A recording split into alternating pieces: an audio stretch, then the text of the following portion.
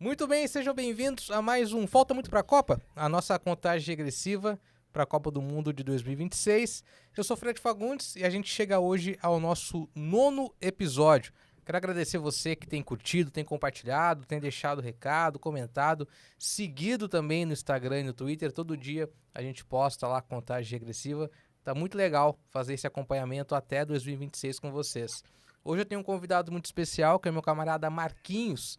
Uma vez chamei ele de Marcos Paulo na rádio, todo mundo me olhou assim com uma cara, quem que é esse? Eu descobri que é Marquinhos, na real. Marquinhos, um grande aficionado por futebol, um cara do conteúdo também, já apresentou podcast, edita podcast, filma podcast, faz tudo que é possível com podcast. E a gente está aqui hoje para lembrar um pouco da Copa de 2014, mas não da Copa em si, mas como foi a Copa do Mundo na nossa cidade. Porque para quem não está acostumado com grandes jogos, vale lembrar que a Copa do Mundo teve ali as suas sedes distribuídas e algumas sedes não tinham jogos de Série A, por exemplo. Algumas cidades tiveram até que reconstruir o estádio, que é o caso da nossa cidade, que é o caso de Cuiabá. Só quem viveu sabe, não é, Marquinhos? Tudo bem com você, cara? E aí, fala meu filho, como é que vocês estão? Cara, só quem viveu sabe, é verdade. Na época da Copa, o não vai ter Copa, tava aqui, inclusive por conta da Exatamente. reconstrução que você falou, né? Da demolição do Verdão, que é como chamava o estádio, e aí com a construção da Foi Arena brabo. Pantanal foi brabo. Mas foi É, foi um é. misto de sentimentos, eu vou falar assim, É. que foi bom Assim, também, a mas a gente, gente vai falar sobre isso. recapitulando assim aquele momento político do país, havia um debate muito grande sobre a importância da Copa do Mundo para o Brasil, a crise econômica que a gente vivia no momento, e até mesmo política, apesar da Copa do Mundo ter sido confirmada no momento que o Brasil já tinha uma estabilidade econômica que não teve há muito tempo e não tem hoje, mas a distribuição das sedes, as negociações e também a necessidade da construção das arenas, isso criou um debate muito grande da distribuição dessas verbas, né, Marquinhos? Então você tinha ali um estádio que aparentemente estava perfeito para a Copa, mas pro tal padrão FIFA que tanto se repetiu em 2014, a gente Uhum. entendeu que não, a FIFA quer de fato que uma Copa do Mundo no Brasil tenha a mesma estética que uma Copa do Mundo na África do Sul ou na Alemanha. E aí aconteceu de alguns estádios serem reformados, outros foram abaixo, que é o caso de Cuiabá, né, o antigo governador José Fragélio, Verdão, que Uhum. é um estádio muito parecido com o Barradão, em Salvador. Ele é um fosso, né, ele é um buraco, ele não é um estádio construído para cima. Uhum. De longe você via só os refletores, as duas torres, né? E aqui o estádio foi demolido, as torres foram demolidas, o estádio, para a construção da Arena Pantanal. Em Brasília também se discutiu muito isso, né? Porque era o estádio Mané Garrincha. E aí teve um outro debate em relação aos nomes do estádio, ao nome dos estádios, né? Que virou o Estádio Nacional durante o período de Copa e depois voltou o estádio Mané Garrincha. Mas enfim, houve toda essa discussão. E por algum momento, né, Marquinhos, parecia que não ia ter Copa de fato. Falavam tanto que não ia ter Copa, parecia que realmente, essa Copa não vai Exatamente. sair do papel. Uhum. Lembra disso? Eu lembro, e eu acho que principalmente aqui que a gente Uhum. via as obras todas atrasadas, assim, nada saindo. Eu falava, cara, não é possível, eles vão trocar de lugar. E se eu não estou enganado, chegou a circular Uhum. que a sede ia ser trocada e tal. E isso foi, assim, como eu disse, era aquele misto. Tinha muita gente, eu inclusive, que falava, putz, mais uma Copa agora, mas ao mesmo tempo, putz, É, que massa uma Copa aqui, né? Tinha esse. E além de tudo, tinha tinha. a rivalidade com Campo Grande que existe desde sempre, que começou a ter as piadinhas, que era entre Cuiabá e Campo Grande, né? E as piadinhas eram que a sombra da Arena Pantanal ia diminuir 2 graus Celsius lá em Campo Grande. Então, essa era a parte legal das coisas que surgiram, mas a gente viu que tinha muita Tinha. coisa errada, né? É porque, Muita coisa lógico, errada que aconteceu. numa questão de logística, talvez Campo Grande fosse mais interessante do que Cuiabá para sediar a Copa do Mundo. Além do turismo, a maior parte do Pantanal que está distribuído ali em Mato Grosso do Sul, Bolívia e Paraguai, a maior parte está realmente no Mato Grosso do Sul. Você tem ali uma distância bem menor, né, da capital para a capital São Paulo, para a capital de São Paulo, né, de Campo Grande para São Paulo, e o lado político falou mais alto naquele momento. Nós tínhamos um ex-governador que tinha uma influência muito grande no governo do PT, né, que foi inclusive ministro da Agricultura, né, que foi o Blairo Maggi, e ele, enfim, é um grande negociador, acabou colaborando muito para que a Copa do Mundo viesse, de fato, para Mato Grosso, por meio, né, de uma propaganda do Estado que foi muito bem feita naquele momento. Foi muito bem feita, realmente. E aí nós ganhamos Campo Grande. Eu lembro que eu tava num ônibus, cara, indo pro Festival de Gramado, em 2009. E aí alguém falou... Alguém, eu vou até lembrar, Marina Barata. A Marina levantou e falou, galera, é o seguinte, pegou o celularzinho, alguém mandou SMS pra ela na época, e falou, a Copa vai ser em Cuiabá. Foi anunciada que a Copa vai ser em Cuiabá. E foi uma festa, realmente. E assim, a gente não sabia o que seria a Copa em Cuiabá. A gente sabia, assim, vai ser legal. Vai ser legal, pô. Eu tô arrepiando de você falar. Eu cara, lembro, tendo a sensação de novo. Assim, vou pôr esse vídeo agora aqui. Vou pôr um trechinho no Spotify e o vídeo no YouTube. Uma reportagem da afiliada da Globo mostrando a comemoração na Praça do Chopão, que é um ponto bem popular aqui em Cuiabá. Brasil! A gente já tá contando que a Copa vai ser sediada em Cuiabá. Eu acredito. E peço a Deus que venha. Uma cidade de rostos apreensivos, tensos. A Cuiabá, antes das 2:30 da tarde, era só ansiedade. Não vejo algo pra mim tá no pé da televisão assistindo para nós ver a vitória que vai ser aqui em Cuiabá. A Praça 8 de Abril, principal ponto de torcida da capital, ficou lotada. Todos por um único time chamado Cuiabá. Antes do resultado, rodas de dança, apresentações. Cultura mato-grossense que desta vez também serviu de calmante para os nervos já cansados de esperar. Para ver e ouvir o resultado do telão, sintonizado na TV Centro-América, valeu até sair do chão, subir na árvore. Valeu também o aperto de todos os lados. Quem sempre confiou na força de Cuiabá na Copa do Mundo, jamais vai se esquecer desse domingo. Cuiabá. Cuiabá. De repente, aquelas caras preocupadas se foram. Entrou em cena o grito de alegria, de desabafo. Era o alívio por uma espera angustiante. Dá mesmo para chorar. Como é gostoso dizer Cuiabá, cidade da Copa. Eu sabia, eu tinha certeza absoluta. Eu me arrepiei tudo. Fiquei arrepiada dos pés à cabeça. Valeu, Cuiabá, Mato Grosso! A Copa é nossa! Cuiabá! A comemoração se espalhou pela capital da Copa. A gente não sabia o que era ter uma Copa do Mundo em Cuiabá, porque por um lado os comerciantes entendiam, olha, vai ser bom para a economia local, para o turismo, para a rede hoteleira. Por outro lado, o pessoal da construção civil também viu a oportunidade de ganhar muito dinheiro com as construções, mas a gente, como público assim, que gosta de futebol, a gente falava assim, bacana, vai ter um evento em Cuiabá. E a gente, se aproximando da Copa, a gente viu que era muito mais que isso, né, Marquinhos? Muito mais. E eu acho que a gente foi ter, de fato, a noção do que era Copa quando a Copa começou mesmo aqui em Cuiabá, assim, quando veio o primeiro jogo. Porque eu lembro que isso da rede hoteleira, todo mundo se falava muito, tem que aumentar a rede hoteleira, a quantidade de quartos disponíveis e tal. Mas eu não tinha, vou falar por mim, né? Eu não tinha noção de que seria daquela forma. Eu trabalhava ali próximo a Miguel Sutil, que é uma avenida, para quem não é daqui, é uma grande avenida daqui, tipo a Perimetral, isso. E aí, acho que antigamente ela a gente chamava de Perimetral, hoje não é mais, né? Hoje ela tá por dentro da cidade já. E aí a gente saiu pro almoço e tinha engarrafamento de chilenos, que era o primeiro jogo aqui. Mas muito chileno, muito, muito, muito, nos carros, assim, numa van, que imagina dentro da van, assim, uma treliche, uma beliche de 3, assim, que cabia só a pessoa deitada, assim, ela era embalada dentro ela ficava quase embalada a vácuo. E eu fui vendo aquilo e fui tendo a noção do que era a Copa do Mundo. Pra mim, Uhum. Copa do Mundo era assistir na televisão, até então.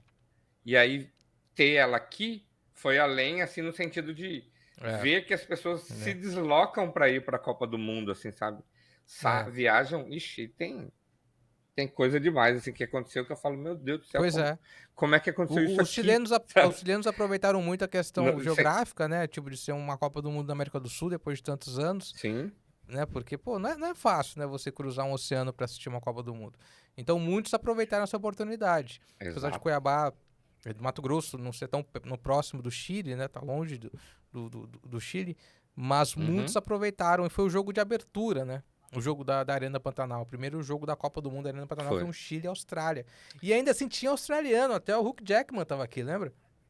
O Wolverine veio. Tinha. Eu gosto muito do samba. Eu lembro de chegar no Chorinho pós. Chorinho era uma casa de samba que tinha aqui pós-jogo. E os australianos estarem lá com a garrafa. A gente não é acostumado de segurar a garrafa de 600 ml na mão e tomar como uma long neck. Eles tomando assim, mas muito australiano. Só que nem se comparava com a quantidade de chileno que tinha também. Cara, Chile foi um absurdo. Foi um absurdo a quantidade de chileno que tinha. E tem umas histórias assim, tipo, minha madrinha hospedou 3 chilenos na casa dela que ela encontrou na rodoviária e, sabe, umas paradas que os caras vieram, seja o que Deus quiser, a gente vai a se maioria achar lá. achou. E aí achou. Achou minha madrinha que acolheu. Cara, e eu lembro do jogo do Chile, foi pra Copa do Mundo, assim, eu comprei um jogo no escuro, assim, depois comprei um pra ir com minha mãe, escolhendo, e aí eu não tinha os outros 2. Aí eu ganhei de uma prima que ganhou de uma concessionária do outro jogo, e o outro eu fui para a porta do estádio tentar comprar. Assim. Mas no dia do jogo do Chile, que era o que eu tinha comprado as escuras, eu arrepio agora de lembrar, assim, cara. É uma sensação que eu não tava em Cuiabá, que eu tava no Chile. Para mim o jogo era no Chile. Eu lembro que eu tava atrás do gol, e eu sou emotivo por natureza, assim, tipo, eu choro com o Luciano Huck entregando a casa. Mas na hora que eles começaram, que o hino, eu não sei se foi a primeira vez que eu tive essa sensação. No estádio, sim.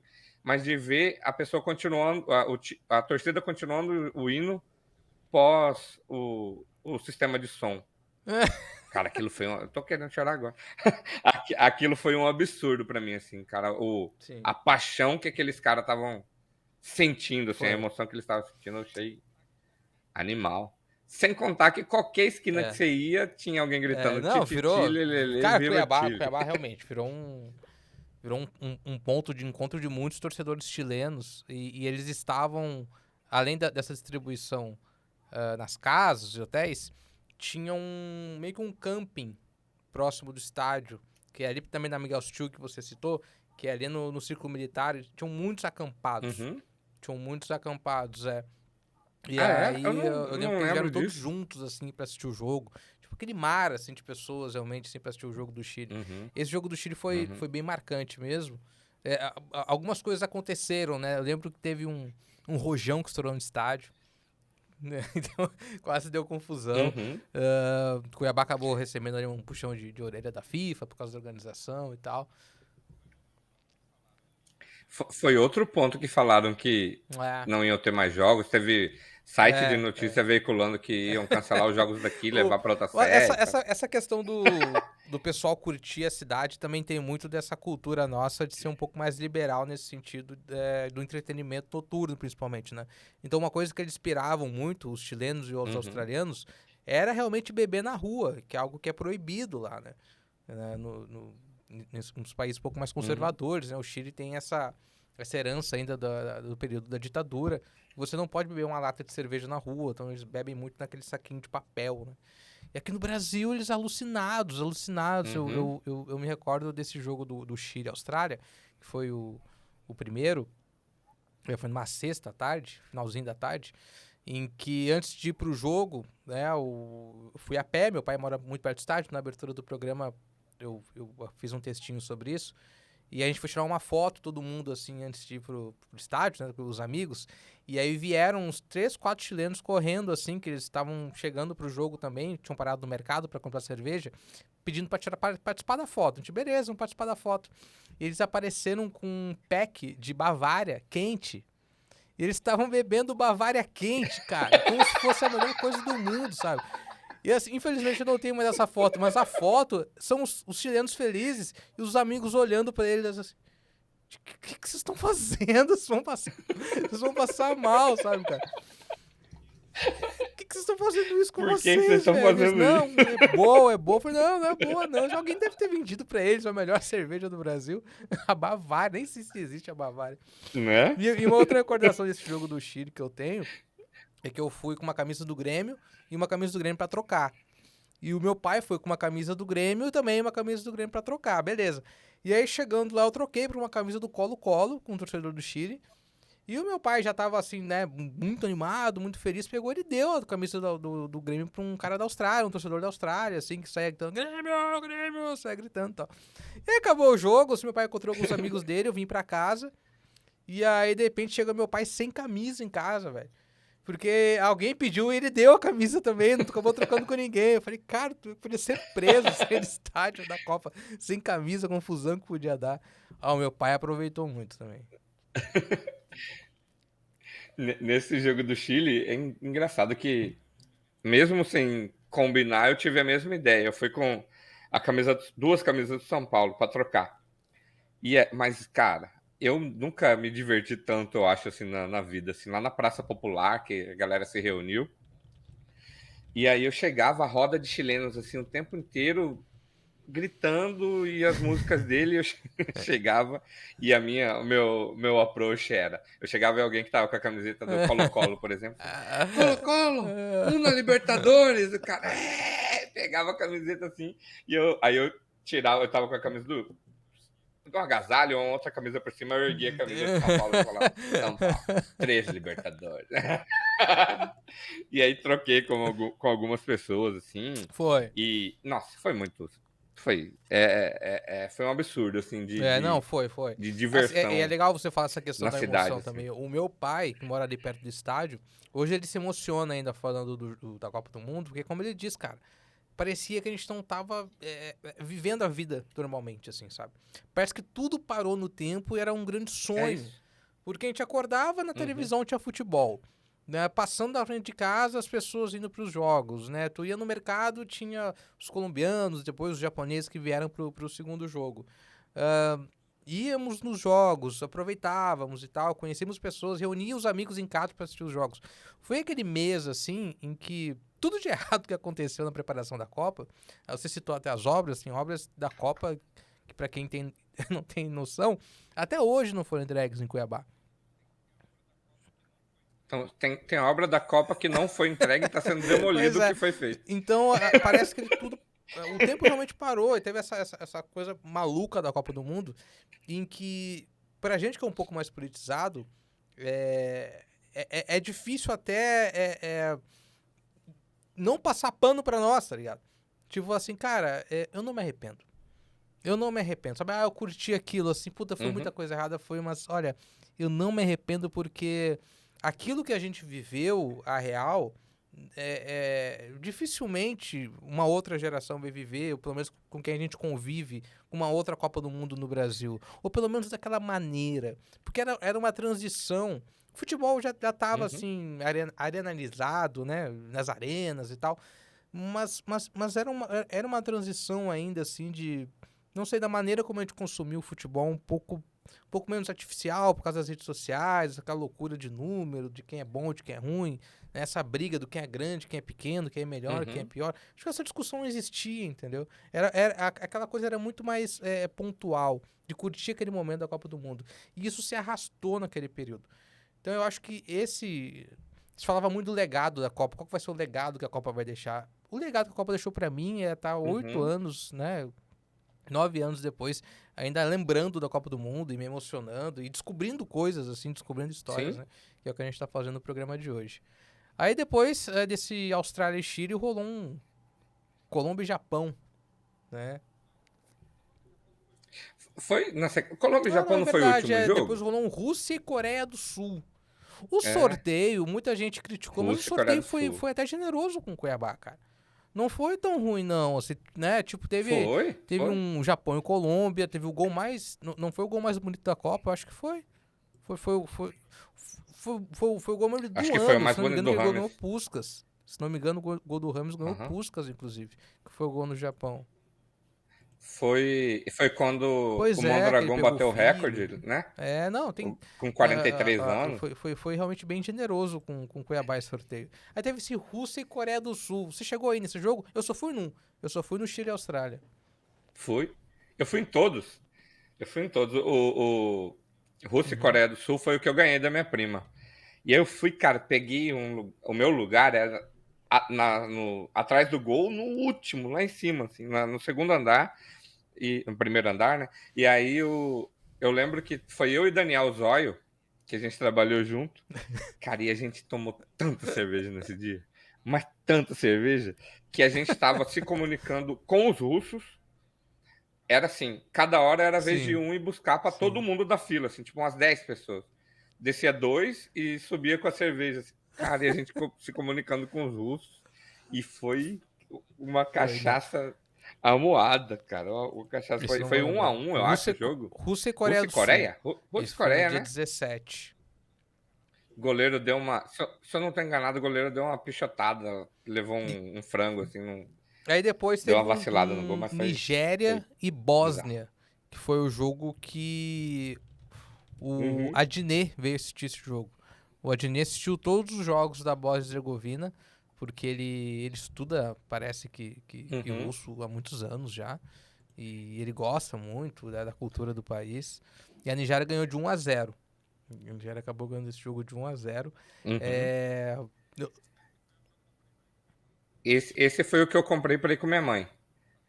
Porque assim, eu falei, depois que eu comprei o meu, minha mãe gosta de futebol, torcedora do Corinthians, e aí eu tinha comprado o meu e depois eu fiquei com aquela pulguinha atrás da orelha. Minha mãe. Comprei o meu e não vou falar pra minha mãe aí, cara. Eu morava com ela ainda e comprei esse. Ela foi comigo, também adorou a experiência de ir pro estádio. Ela tava tão... Ela se maravilhou desde que minha madrinha acolheu a pessoa lá, sabe? Acho que nessa hora também virou a chave dela. Falou, meu Deus, tá o mundo, né? Vindo pra cá. É uma coisa meio provinciana nossa ainda, assim, tipo, das pessoas gostarem de onde a gente mora, né? Porque tava todo mundo, assim, em festa. Então tudo era bonito, tudo era legal, tudo era lindo, maravilhoso. E você se sentir orgulhoso daquilo, né? Você encontrar as pessoas elogiando onde você mora. E feliz onde você mora, principalmente, né? Porque nada é pior do que você encontrar um turista e a pessoa tá de mal com o lugar onde você vive, né? Você se sente meio culpado por aquilo, né? Mesmo sabendo que não tem culpa nenhuma. E a gente tem isso, né? A gente fala mal do lugar, mas e a gente ninguém quer pode falar ajudar. Isso é mal muito daquilo. nosso brasileiro, né? Tipo, não, vamos resolver e tal. Vamos ver como é que a gente pode arrumar, como é que a gente pode ajudar. Aí na sequência teve esse último jogo, né? Que foi o jogo da fase de grupos, que acabou sendo o jogo mais aguardado depois do Chile e Austrália, que foi o Japão e Colômbia, né? Que você citou que você foi também. Esse teve um grande movimento de pessoas de Cuiabá desesperadas para ir, porque todo mundo viu que era massa, né? Todo mundo viu que porra, é legal essa tal da Copa do Mundo. E também aquilo que eu comentei antes, aquela culpa, ela tinha passado. Que tinha um sentimento de culpa de muita... tinha um sentimento de culpa de muita gente, assim, daquilo, não, a Copa do Mundo tá tudo errado, corrupção, não sei o que lá. Ainda tinha lembrança da Copa das Confederações, que tiveram as manifestações de 2013. Não pode ter Copa, não sei o quê. E só que tava todo mundo tão feliz, todo mundo curtindo, todo mundo animado, aquela atmosfera absurda, que quem não comprou ingresso pegou e falou assim, não, eu preciso ir pelo menos num jogo. E esse Japão e Colômbia acabou sendo um baita de um jogo, né, que eu queria golaço do Rames, né, que foi realmente o gol que ganhou o prêmio Puskás no final do ano. E a Colômbia se classificou. E nesse jogo eu era um dos desesperados, porque eu já tinha ido, como eu disse, a 3 jogos, né? Tinha ganhado 1 e comprado 2. E aí eu falei, putz, mas se eu fui em 3, eu não vou no último, cara.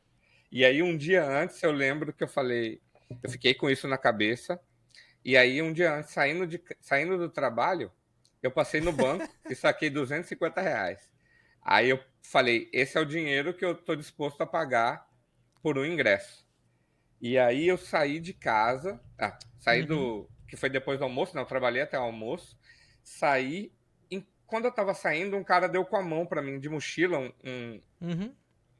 japonês, né? Oriental, mas japonês porque era o jogo do Japão. E aí, ele não falava nada em português.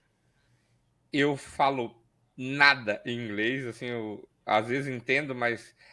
E aí ele tava querendo uma carona, porque ele queria comprar um pincel atômico, uma canetinha dessa para escrever, e uma cartolina para escrever um recado pro jogador. Eu peguei esse cara, pus no meu carro, levei no centro da cidade, porque... Sei, a papelaria. Na Praça do Chopão, ali perto, na papelaria. Compramos, aí depois perguntei se ele queria ir, ele não sei se ele, depois dali ele ficou meio com medo, ele não quis ir junto pro estádio, não. E aí eu parei o carro, sem ingresso, parei o carro próximo ali, e na hora que eu desci do carro, eu vi uma pessoa chegando e entregando o ingresso para uma outra, assim, e falando, não deu certo. E eu já colei nesse cara. Aí a gente foi conversando, era um senhor, e ele, você já tem ingresso? Falei, não, tô procurando, o senhor tem para vender? Ele falou, tenho, mas eu quero R$450. Aí eu tava com dinheiro no bolso, assim, eu tirei do bolso e mostrei a nota, assim, pra ele. Falei, não, eu quero, mas eu tô disposto a pagar só isso aqui, mas eu não tô negociando com o senhor, não, eu só tô dizendo, agradecendo e vamos indo. Aí fomos conversando, quando chegou perto das barreiras ali, quando só podia passar quem tinha ingresso, ele virou para mim e só falou assim, nós não vamos brigar por causa de R$200, né? Eu falei, eu não. Aí ele vendeu o ingresso para mim, ele era 60 a mais, né? Já tinha prioridade. Fiquei na fila e ele passou. Aí ele passou 5 minutos, alguém bateu no meu ombro, era ele de volta e falou, não, eu sou prioridade, mas eu tenho direito a um acompanhante. E aí me levou para lá, eu entrei com ele, a gente ficou bebendo junto. Ele contou que a história que ele tinha esse ingresso extra porque o enteado dele queria ir para a Copa e o pai do menino não quis comprar. Aí ele foi e comprou ingresso para todos os jogos. Quando o pai soube, o pai foi e comprou ingresso também para levar o filho. E aí, eu sei que está se alongando, mas nesse mesmo dia teve uma outra história dos colombianos também que, assim como os chilenos, tinha muito colombiano aqui na época. Eu lembro deles cantando, mais uma vez, somos locais no Brasil, assim, a torcida inteira cantando. E um cara que não parava de chorar do meu lado, assim. Eu, que isso, cara? Do mesmo jeito da Rússia. A gente descia para comprar cerveja, um pro outro. E aí esse cara não parava de chorar, eu comecei a conversar com ele. E ele tava chorando, emocionado, porque ele não tinha dinheiro para ir para a Copa. E aí os amigos vinham 3 amigos, aí os amigos falaram, vamos fazer o seguinte... você vai, a gente compra o teu ingresso e banca tudo, mas aí a gente só vai pedir se você dirija, e aí se tiver que limpar o carro, você limpa o carro, enfim, trocou pelo serviço. Esse cara tava numa emoção, velho, que eu falei, caralho, olha aí, olha isso que o futebol faz, né, bicho? Mas assim, cara... As histórias, assim, que Não... que a gente não consegue nem explicar, né? Cara, assim, agora, sem querer ser sensação, saudosista, queria até uma reflexão sua sobre isso. Eu tenho a sensação, e assim, não posso dizer que nada contra, assim, porque eu já tô criticando isso, mas é que essas histórias, elas ficaram em 2014, cara. De 2018 para cá, para 2022, eu vejo uma cota muito grande de ingressos para influencers, para patrocinadores. É claro que isso sempre teve, a gente sabe que há uma cota enorme para patrocinador e cada patrocinador tem o seu produtor de conteúdo, isso é natural. Mas parece que essa coisa de você ir para a porta do estádio sem ingresso e tentar ingresso é algo cada vez mais difícil. Pelo menos nessa última Copa de 2000... Essa última Copa era uma coisa fora da curva, né? Uma super elitizada, não foi uma viagem barata para ninguém. A Rússia também não foi tão barata assim, em 2018. Mas eu não sei se 2026, que você tem uma Copa do Mundo, que são 3 países, mas são 3 países com uma malha viária bem tranquila, inclusive, para você se deslocar. Tenho certeza que muita gente vai fazer viagens longas de carro nos Estados Unidos, para ir nas sedes, etc e tal. Eu adoraria que histórias assim se repetissem, sabe? De você pegar e tentar ir, cara. Você ir pra porta do estádio pra curtir e às vezes dá certo, você acaba comprando ingresso. As últimas Copas me parece que elas foram elitizadas não só nos preços, mas também nos personagens, sabe? Foi uma coisa muito de influencer, sabe? Sim. Sim. Nessa última mesmo do Catar, eu lembro que a câmera passeava pela arquibancada e você conhecia as pessoas que estavam na arquibancada. Você olhava e falava, olha lá aquele. Claro que isso aconteceu em outras vezes, eles ficavam mais agrupados, mas nesse era muito espalhado, assim, tinha muita personalidade, não só brasileiras, né? Personalidades do mundo inteiro que a gente conhecia, assim. E eu acho que tem acontecido cada vez menos isso mesmo. E eu acho que eu confesso que essa próxima Copa é uma Copa que eu quero tentar ir. Não, todos os jogos quase ninguém vai, mas eu quero tentar ir para essa Copa, porque a gente, Maria e eu, nunca saímos do país também. A gente quer aproveitar para isso. E eu acho que tem mais essa cara, tipo a Copa que foi no Brasil, assim. Que é as pessoas se locomovendo também de carro e tal. Eu acho que tem tudo, não sei se mas vontade que isso seja, ou que eu também acho, tem tudo eu para acho ser que mais as duas desse jeito próximas mesmo. Copas, essa de 2026 e a de 2030, se de fato se concretizar que a Copa vai ser na América do Sul, vão ser muito viáveis pra gente, menos difíceis pra gente ir, né? Pra gente curtir. Porque você vai ter uma Copa do Mundo de 2030, ao que tudo indica, no Uruguai, na Argentina, no Paraguai, no Chile. Cara, vamos combinar que é perfeito, né, bicho? É maravilhoso, cara. É uma pena que não cabe o Brasil no meio ali, né? Mas é espetacular, cara, uma Copa assim. Imagina, tipo, você sair num grupo... Tá, o Brasil vai jogar num Paraguai, que seja, ou no Uruguai, ou na Argentina, ou no Chile. Não digo que é fácil, assim, mas é bem menos complexo do que se a Copa for no concorrente, que é Espanha, Marrocos e Portugal. Sim, sim. E assim, a Copa, quando anunciou a Copa eu acho que essa Copa, as duas próximas, eu concordo contigo que vai ter mais esse perfil. E eu achei que a Copa do Catar, claro que por inocência minha, quando foi anunciado como seria a Copa, eu falei, putz, vai ser uma Copa muito legal de ir, que se você quiser, você vai em todos os jogos. Só esqueci que era no Catar, né? E porque ali não sei se acontece de novo uma desse jeito, assim, que tá tudo muito próximo, os estádios uns dos outros, assim. Teve gente daqui que gente. foi em todos os jogos, né? No episódio passado eu até comentei, eu ia conversar com a Gabi Martins, ela foi a convite da FIFA, ela foi em todos os jogos, fazendo conteúdo e tal. E enfim, acho que a maior distância de um estádio para outro era de 2 horas, uma coisa assim, né? Chegava no máximo atrasado, assim, para um jogo, mas conseguia assistir todos os jogos. Mas é impossível.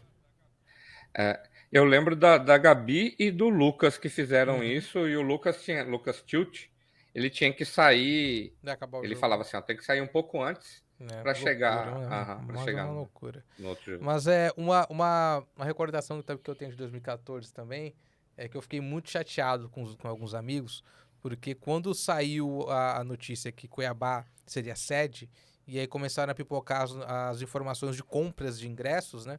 Eu comprei no escuro. Eu falei, rapaziada, vamos comprar para os 4 jogos em Cuiabá, todo mundo, e torcer no sorteio, né? Eu lembro que eu fazia simulações e tal. Pode acontecer de tudo. Pode a Argentina jogar aqui, né? Pode, né, acontecer um monte de coisa. Só o Brasil que a gente sabia que não ia jogar, mas que já tinha, né, a definição. Mas a Argentina pode jogar aqui. E todo mundo riu, falou, não vai ter Copa. Todo mundo que eu falo assim, né, uns 3, 4 amigos, não vai ter Copa e tal, esquece disso. Eu comprei só do primeiro jogo. A hora que for se aproximando, saiu todo mundo desesperado pra comprar os ingressos. Eu não perdoo eles até hoje por causa disso. Era pra ir todo mundo no jogo. E acabou que foi todo mundo separado, jogo, né, assim, sabe? E ficou cada um num canto. A média de ingresso na época Eu assisti Atrás do Gol também, que era o mais barato, inferior a Atrás do Gol. Era R$270, tava dando uma pesquisada aqui. Cara, Uhum. é um preço de um jogo de Campeonato Brasileiro hoje, numa arena do Grêmio, sei lá, Sim. numa cadeira Gold da vida, assim. Eu lembro que eu saquei esse dinheiro dos 250 porque era a média que era dos ingressos. Eu falei, cara, vai ser isso que eu vou pagar e só. E aí eu saquei porque para eu não cair na tentação de querer passar um É, crédito, um débito, assim, eu falei, vou não, gastar vou com isso, eu esse, vou esse que é o investir dinheiro isso. que eu vou entrar. Uma... Exatamente. Mas foi sensacional, cara. Eu tenho essa mesma sensação que você tem, assim, de Claro, não julgar, assim, de. Putz, claro que aconteceu uma caralhada de coisa, mas o evento Copa do eu também. Mundo, eu Eu queria de topo, novo. Não, eu Porque é toparia. uma sensação. Eu tenho um amigo que casou com. Ele foi voluntário na Copa, e aí veio uma menina da. Vou falhar agora de onde ela é, eu acho que é da Indonésia. Acho. E aí eles se conheceram aqui. Olha só, a menina veio de voluntária da Cara, Indonésia para participar da Copa do Brasil. Eles se conheceram aqui, hoje casaram e isso eu me e moram arrependo. lá, na Filipinas. Indonésia. Isso eu me arrependo. Filipinas, Isso eu Filipinas. me arrependo de não casar, mas eu me arrependo de ter. de não ter sido voluntário. Porque depois eu fui ver ali a galera que tava trabalhando como voluntário, parecia muito maneiro. Também era uma Eu reclamação também. da época, porque, pô, o É.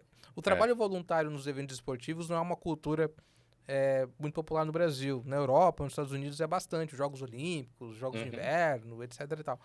E quando saiu a notícia, a FIFA tá captando voluntários para trabalhar no Mundial, mas não tem. É voluntário, voluntário não tem salário. E a galera caiu de pau, falou, Uhum. como assim, cara? Né? Tu vai Uhum. trabalhar pra FIFA e não vai ganhar nada, não vai ganhar nem o Uhum. salário mínimo.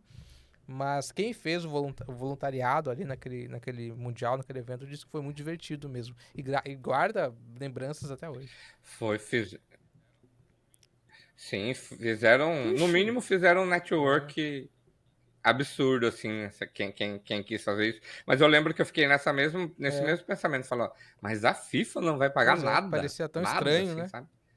Mas, cara, É, para mim, eu acho que é esse lance de cultura mesmo, né? A gente não tem essa cultura de. E você citou Olimpíadas, eu sei que não tem a ver com o tema, mas eu fico pensando que eu também fiz o que os seus amigos fizeram para a Olimpíada quando teve aqui. Falei, cara, não vou tentar comprar nenhum ingresso, porque se planejasse tipo uma daria. férias, daria para assistir um jogo, mas eu Eu dei não essa dei sorte nas ignorada aí Olimpíadas. que Eu fizeram. fui pro Rio naquele período dos Jogos Olímpicos, no finalzinho, mas não consegui pegar nenhum evento, não. Tinha até metrô fechado, né? Tinha uma estação de metrô que Uhum, só ia até lá se você tivesse ingresso pra chegar lá no parque, na cidade olímpica, né? Do Rio de uhum, Janeiro.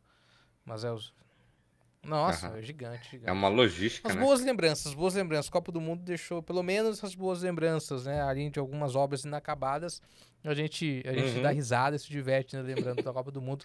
E aceitaria uma outra Copa do Mundo no Brasil facilmente. Né?